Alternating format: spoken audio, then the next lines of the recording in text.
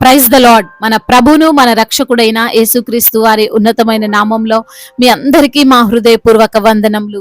ఈ రోజు దేవుని వాక్యము, నీ యవ్వనమును బట్టి ఎవడును నిన్ను తృణీకరింపనీయకుము గాని మాటలోను ప్రవర్తనలోను ప్రేమలోను విశ్వాసములోను పవిత్రతలోను విశ్వాసులకు మాదిరిగా ఉండుము. తిమోతికు రాసినటువంటి మొదటి పత్రిక 4వ అధ్యాయము 12వ వచనము. Don't let anyone look down on you because you are young, but set an example for the believers in speech, in conduct, in love, in faith and in purity. 1 Timothy chapter 4 verse 12. ఈ రోజుకు గాను సర్వోన్నతుడైన దేవుడు మనకు అనుగ్రహించిన వాక్య భాగమును బట్టి ధ్యానించుకుందాము. ప్రభునందు ప్రియమైన సహోదరులారా, ఈ లోకంలో మనల్ని జనులు అనేక విషయములపైన ఆధారపడి పరిగణలోనికి తీసుకొని తృణీకరిస్తుంటారు కదండి. మనము పేదవారమని, మనము చదువుకోలేదని, మనము ఫలానా దేశస్థులమని, మన శరీరము ఆకారమును బట్టి రంగును బట్టి చాలా విషయాల్లో జనులు మనల్ని తృణీకరిస్తారు. అనగా తక్కువగా చూడడం, ప్రక్కన పెట్టడం, పట్టించుకోకపోవడం చేస్తారు. అయితే ఈ రోజున దేవుడు వాక్యం ద్వారా సెలవిస్తున్నారు, మనము తృణీకరింపబడవద్దు, మనము తక్కువ వారముగా ఎవ్వరి ముందు ఉండొద్దు. మన దేహాన్ని బట్టి, మన వస్త్రధారను బట్టి, మన యొక్క ఉద్యోగాన్ని బట్టి మనల్ని ఎవ్వరు తక్కువ చేసి మాట్లాడే పరిస్థితి రావద్దు. ఆ విధంగా మనం జీవించాలి అని అంటున్నారు. బహుశా నీవు అనుకుంటున్నావేమో, నా స్థితి ఇంతేనండి, నా పరిస్థితి ఇదేనండి, నాకు ఇంతే బలం ఉందండి, నేనేం చేయగలను, నన్ను ప్రక్కన పెడితే పెట్టనివ్వండి, నన్ను తృణీకరించినా పర్వాలేదండి, ఏం చేస్తామని నిరుత్సాహమైన మాటలు మాట్లాడవద్దు. నిన్ను చూస్తే వారు గౌరవించాలి, నిన్ను చూస్తే వారు దగ్గరకు తీసుకోవాలి, నిన్ను చూస్తే వారు జాలి చూపాలి. అలాంటి పరిస్థితిని నీవే కలగజేయాలి. అలాంటి జీవితం నీవు జీవించాలని దేవుడు కోరుకుంటున్నాడు. ఈరోజు వాక్య భాగంలో చూస్తే పౌలు భక్తుడు తిమోతికి పత్రిక రాస్తూ చెబుతున్న మాటలు ఇవి. తిమోతి గారు ఎఫెసు అనే సంఘానికి కాపరిగా నియమింపబడినప్పుడు చాలా యవ్వనస్తుడు, చూడ్డానికి బహుశా చిన్న పిల్లవాని వలె కనిపించేవాడేమో. అయితే ఆ యొక్క సంఘంలో ఉన్న విశ్వాసులు చాలా వరకు తిమోతి కంటే పెద్ద వయస్సు వారేమో, ఇంతనేమో యవ్వనుడు, వారు పెద్దవారు కాబట్టి తిమోతిని తక్కువగా చూస్తారేమో అని అనుకోకుండా తిమోతి కూడా, అయ్యో నేను చిన్న వయస్సు వాడినే కదా, వీరికి ఎలా బోధించాలని కలవరపడకుండా ఉండడం కోసం తిమోతికి పౌలు గారు రాస్తున్నారు, ఎవరు నీ యొక్క యవ్వనమును బట్టి తృణీకరింపకుండా చూసుకో అని. అంతే కదండి. ఒక ఉద్యోగంలోనో ఒక ప్రాంతంలోనో తక్కువ ఏజ్ ఉన్న వ్యక్తి అధికారంలో ఉంటే, పై అధికారిగా ఉంటే పెద్దగా లెక్క చేయరు, కానీ అవతలి వారు లెక్క చేసే విధంగా మనం ఉండొచ్చు, చేయొచ్చు. అది మన చేతిలోనే ఉంటుంది అనే విషయం దేవుడు ఈ రోజు ప్రతి ఒక్కరికి తెలియజేస్తున్నాడు. ఇక్కడ పౌలు గారు తిమోతికి కొన్ని సలహాలు ఇస్తున్నారు. రూపంలో గంభీరంగా కనిపించు అని చెప్పడం లేదు, లేదా కాస్ట్లీ బట్టలు ధరించు అని చెప్పడం లేదు, కారుల్లో తిరుగు అప్పుడు నీకు గౌరవం వస్తుంది అని మాట్లాడడం లేదు. ఏం చెప్పాడంటే, మాట్లాడుతున్న మాటల్లో, ప్రవర్తన విషయంలో, చూపుతున్న ప్రేమ విషయంలో, నీకు ఉన్నటువంటి విశ్వాస విషయంలో, నీ యొక్క పవిత్రమైన జీవితంలో జాగ్రత్తగా ఉండు చాలు. ఇవి విశ్వాసులకు మాదిరికరంగా ఉంటాయి. నువ్వు ఎలా ఉంటావో వారు అలాగే ఉంటారు అని చెబుతున్నాడు. ఈరోజు నీవు ఈ యొక్క సమాజంలో తృణీకరింపబడకుండా ఉండాలంటే, నీ కుటుంబంలో నిన్ను లెక్క చేసే విధంగా ఉండాలంటే, నీ ఉద్యోగంలో, నీ వ్యాపారంలో, నీ పరిచర్యల్లో నిన్ను గౌరవించాలంటే, నువ్వేమి సడన్ గా రిచ్ అవ్వాల్సిన అవసరం లేదు, అప్పులు చేసి ఏదో కొనేయాల్సినటువంటి పని లేదు, ఉన్నవన్నీ ఊడ్చిపెట్టి ఫ్రీగా ఇవ్వాల్సిన పని లేదు. హుందాతనంగా జీవించు. నీవు మాట్లాడే మాటలు ఎలా ఉన్నాయో పరీక్షించుకో, నీ ప్రవర్తన నలుగురిలో ఎలా ఉందో గమనించుకో.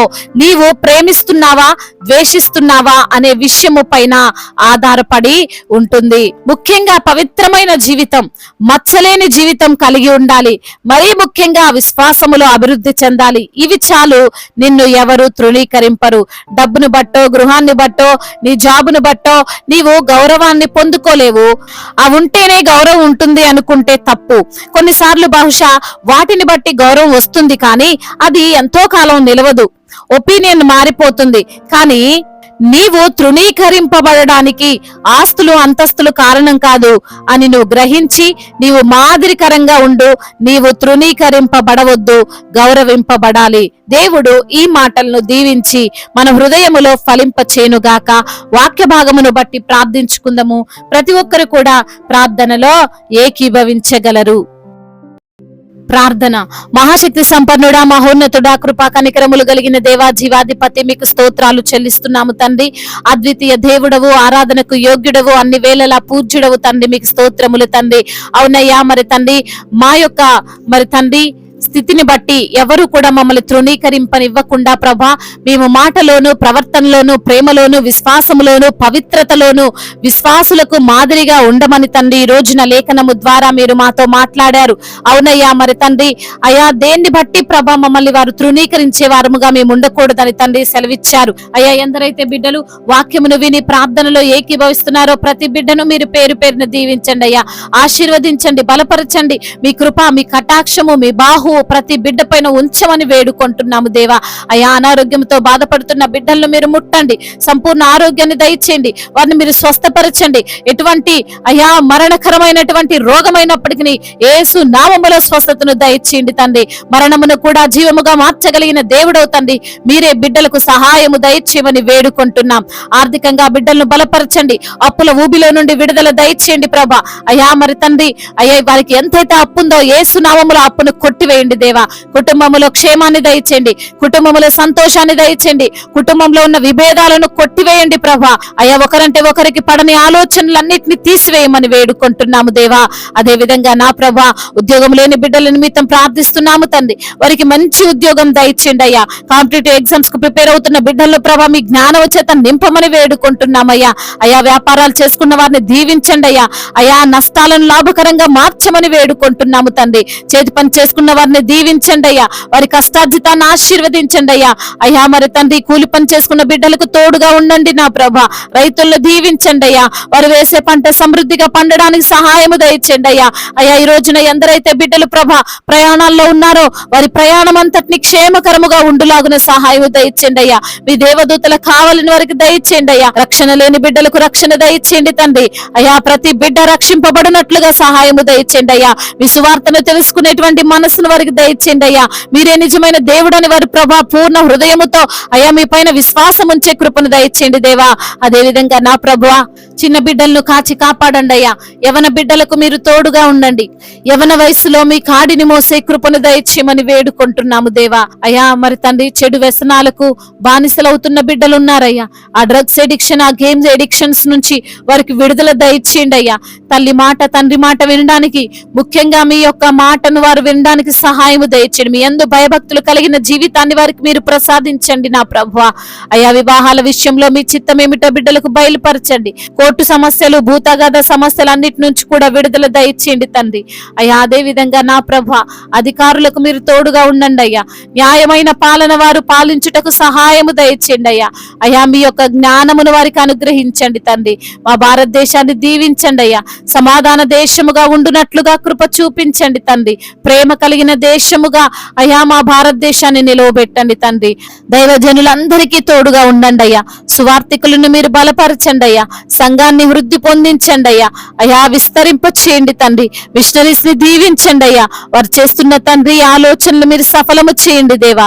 అదే విధంగా ఇతర దేశాల్లో ఉంటున్న ప్రతి బిడ్డకు మీరు తోడై ఉండండి అయ్యా. అదే విధంగా అనాథలను ఆదరించండి, అభాగ్యులను ఆదుకొనండి, తల్లిదండ్రి లేని వారి పక్షముగా మీరుండండి అయ్యా. వృద్ధులను మీరు బలపరచండి నా ప్రభువా. అయ్యా మరి దిక్కులేని వారికి మీరే దిక్కై ఉండమని వేడుకుంటున్నాము తండ్రి. అయ్యా మరి తండ్రి, ఇంకా తండ్రి గర్భఫలము లేక బాధపడుతున్న బిడ్డలు ఎందరో ఉన్నారయ్యా. వారిని మీరు జ్ఞాపకం చేసుకోండి తండ్రి. గర్భఫలము మీరిచ్చే బహుమానము తండ్రి. అయ్యా ఇచ్చి బహుమానమును పొందుకొని మీ సన్నిధిలో సాక్షులుగా నిలవబడ్డానికి కృపను అనుగ్రహించండి అయ్యా. గర్భిణీ స్త్రీలను జ్ఞాపకం చేసుకొని ప్రభువా, తల్లి బిడ్డలకు క్షేమాన్ని దయచేయండి అయ్యా. అయ్యా మరి తండ్రి, డెలివరీ సమయంలో మీ శక్తిని, మీ బలమును బిడ్డలకు అనుగ్రహించండి అయ్యా. అదే విధంగా ఇప్పుడే పుట్టిన చంటి బిడ్డలను మీరు జ్ఞాపకం చేసుకోండి. మంచి ఆరోగ్యవంతులుగా వారు ఉండడానికి మీ కృప, మీ కటాక్షం బిడ్డపై ఉంచమని తండ్రి. అయ్యా మరి తండ్రి, ఇంకా చెప్పుకోలేనటువంటి సమస్యలతో విరిగి నలిగిన హృదయముతో మీ సన్నిధిలో మొరపెడుతున్న ప్రతి బిడ్డ మొరను మీరు ఆలకిస్తూ రమ్మని వేడుకుంటూ, మానాథుడు, సర్వశక్తిమంతుడు, సర్వాధికారి అయిన యేసుక్రీస్తు వారి ఉన్నతమైన నామంలో ఈ ప్రార్థనను అడిగి వేడుకొని పొందుకొని ఉన్నాము మా ప్రియ పరలోకపు తండ్రి. ఆమేన్. ఈ రోజు పెళ్లి రోజు మరియు పుట్టినరోజు జరుపుకున్న వారందరినీ దేవుడు దీవించి సకల మేలులతో, సకల ఆశీర్వాదములతో, కృపాక్షేమములతో, శాంతి సమాధానముతో, మెండైన దీవెనలతో దేవుడు మిమ్మల్ని నింపునుగాక. మీ యొక్క ప్రార్థన అవసరతలను మాకు తెలియజేయగలరు. మీ కొరకు మేము తప్పక ప్రార్థిస్తాము. మొదటిసారిగా మన యొక్క ఆదరణ వాక్యం చూస్తున్నట్లయితే తప్పకుండా సబ్స్క్రైబ్ చేసుకోగలరు.